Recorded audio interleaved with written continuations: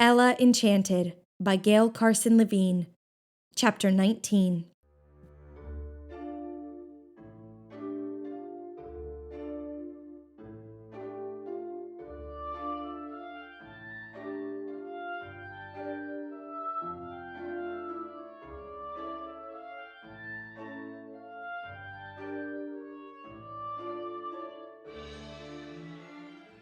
My guest's name was known to me. He was Edmund, Earl of WOLLECK, uncle of Hattie's friend Blossom, the uncle whose marriage she feared because it might cause her disinheritance. I suppose I should have been amused, but I was too lost in worry that the uncle would be as unpleasant as the niece. I waited for him in the study, a half-finished square of embroidery spread across my lap. I had barely seated myself when Father opened the door. "This is my daughter, Eleanor," he said. The Earl bowed. I stood and curtsied. He was older than Father, with shoulder-length curled gray hair. His face was as thin as a greyhound's, with a long nose above a drooping mustache. He had a hound's sad eyes, too, brown with white showing above the lower lid and bags of skin below. I sat again, and he bent over my handiwork. "Your stitches are neat and so tiny. My mother made the smallest stitches, too. You could barely see them." When he spoke, I saw teeth as small as a baby's, as though he'd never gotten a second set. I could picture the toddler Earl, peeking into his mother's lap and flashing those wee pearls at her exquisite embroidery. When we married, I would try to imagine that he was almost as young as his teeth. Leaving my side, he turned eagerly to Father. "You could not hold such a position as I heard you express yesterday, my friend," the Earl said. "I hope you will explain yourself more fully." They were discussing punishment for bandits. The Earl thought they should be shown mercy. Father believed they should be treated harshly, put to death even, as an example. "If a bandit came here and made off with these valuables," Father waved his hands at the things he was in the process of selling, "I'd be unnatural if I weren't enraged, and unnatural if I didn't act on my rage." "Perhaps you couldn't help being angry, the Earl answered. but you could certainly stop yourself from repaying one offense with another." I agreed with the Earl and thought of an argument tailor-made for Father. "Suppose the thief didn't steal outright," I said. "Suppose he robbed you through deception. Would that thief deserve the same punishment as a bandit?" A different case entirely. Father answered. If I allowed a rogue to cheat me, I would deserve my fate. The knave would deserve some punishment, perhaps, but not a severe one. I would have been a gullible fool, and not worthy of my wealth. The Earl nodded at me.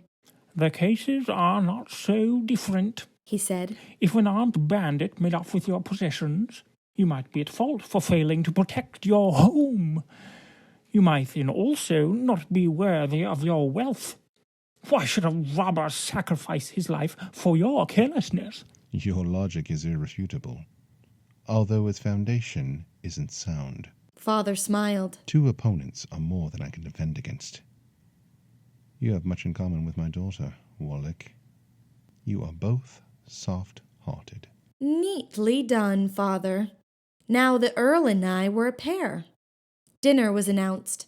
Father led the way to the dining room, leaving the Earl to offer me his arm. The Torlin Carew appeared in our first course as a salad accompanying chilled quail eggs. The mushrooms are elf-cultivated, Father said. Our cook found them in the market, and I wanted to serve them to you. Although, frankly, I detest fungi. Try them, Ella. The mushrooms were bland. Their only flavor came from the lemon and sage Mandy had sprinkled on them. "I'm sorry, Sir Peter," the Earl said. "Mushrooms of every variety make me ill. I do enjoy quail eggs, however." The Torlin Carew's effect was rapid. By the time Mandy had whisked away my plate, I was wondering why I had thought the Earl resembled a hound when he was really quite handsome. I was liking Father, too. By the time we reached the soup course, I was calling the Earl "Sweet Edmund" in my thoughts, and smiling at him after every spoonful. When the fish stew arrived, I suggested to Mandy that she give him an extra ladle. Father struggled not to laugh. Even without mushrooms, the Earl warmed to me. "Your daughter is charming, Sir Peter," he said during dessert. I had no idea she'd grow up so well. He answered. I must marry her off quickly, or spend all my days looking over her bow. Back in the study after dinner, I drew my chair close to the Earl. Then I picked up my embroidery and tried to make my stitches so tiny that they were invisible. Edmund and Father were discussing King Gerald's campaign against the ogres. Father thought the king's knights weren't aggressive enough. The Earl believed them to be valiant and praiseworthy. Although I wanted to pay attention to my sewing, I couldn't. Every time the Earl or Father made a point, I nodded my agreement, even though they disagreed. Then I noticed that the room was chilly and settled back into my seat for warmth. Perhaps we should build up the fire, Father. I should hate for our guests to catch cold. I've never seen Ella so solicitous, Father said, adding a log to the fire. She seems enamored of you, WOLLECK. I am, I murmured. What did you say, dear? Father asked. Why shouldn't he know how I felt? I wanted him to know. I am enamored of him, Father, I said clearly, smiling at sweet Edmund. He smiled back. "This isn't the first time I've sampled Sir Peter's hospitality and his superior table, but you were never here before." He leaned toward me in his chair. She was away at finishing school. Father said. At Madame Edith's establishment in Jen. The time was ill spent, I said, if it delayed our meeting. Father blushed. "My niece, Blossom, is at that school. Were you friends?" The Torlin Carew had no influence over my memory, but I hated to say anything that would cause sweet Edmund pain. She is several years my senior. "Blossom is almost 18, I think. You can't be very much younger." I was 15 in September. "You are a child." He drew back in his seat. I couldn't bear it. Not such a child, I said. Mother married when she was 16.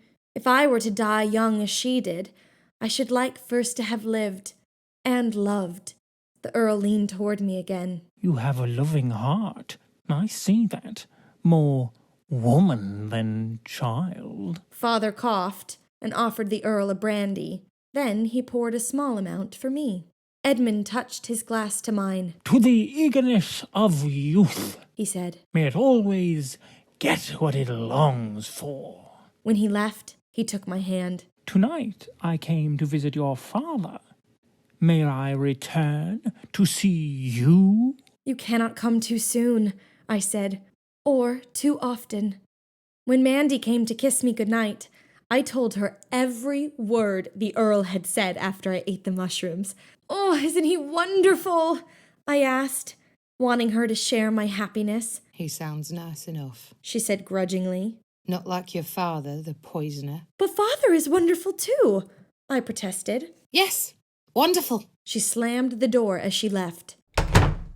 I fell asleep, telling myself stories in which I was the heroine and Edmund the hero.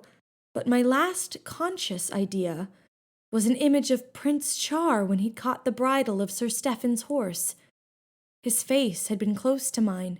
2 curls had spilled onto his forehead.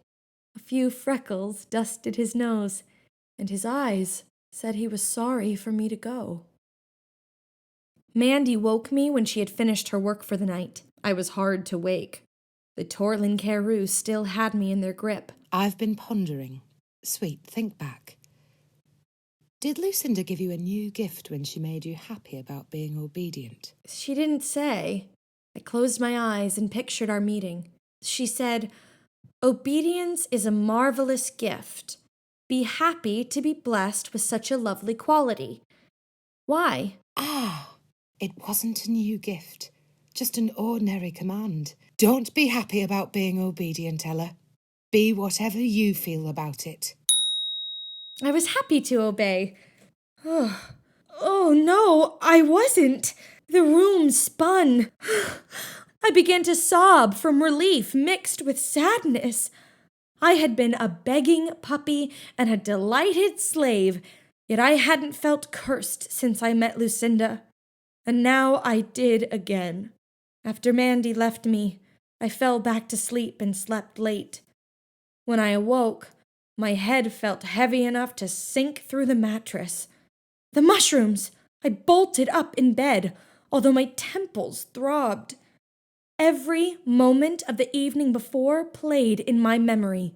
I pounded the pillow in rage at Father for making such a fool of me. I found a note on the table next to me. My dear Eleanor, you are a charming flirt. WOLLECK appeared at dawn to request my permission to declare his intentions to you. I dropped the letter, afraid to read on. If Father wrote I must marry the Earl, I would have to do it. If he came home and told me, I'd have to as well. But before he arrived, I could act. Mandy would tell me the letter's contents without making them in order. I found her in the hen house, talking to the chickens. Up, Seki. A hen hopped off its roost, and Mandy collected 3 eggs. Thank you. She went on to the next hen. Up, Akko. I only need 1 from you. To me, she said. Do you fancy an omelette? I held the eggs while she read the letter. Sounds just like his lordship. She said when she finished. But it's safe to read. Father had rejected the Earl's suit. Upon close questioning, the Earl had confessed that most of his property had recently been consumed by a fire. He wasn't rich enough for us. Poor Blossom. Her inheritance wouldn't be worth much whether or not the Earl married. Father continued. I haven't time now to find another suitor. But, never fear, I shall secure a rich husband for you yet. For now, however, my own neck will have to go into the noose instead of yours. There is a lady who will wed me, unless I miss my guess. I have to go to offer her my hand and tell her that my heart is already hers. If my suit is successful, I shall send for you so that you may become reacquainted with her. Reacquainted? Spare her any tidings of our poverty, although I flatter myself that there is not a shred of greed in Dame Olga's affection for me. As an accepted suitor or a disappointed lover, I shall see you soon.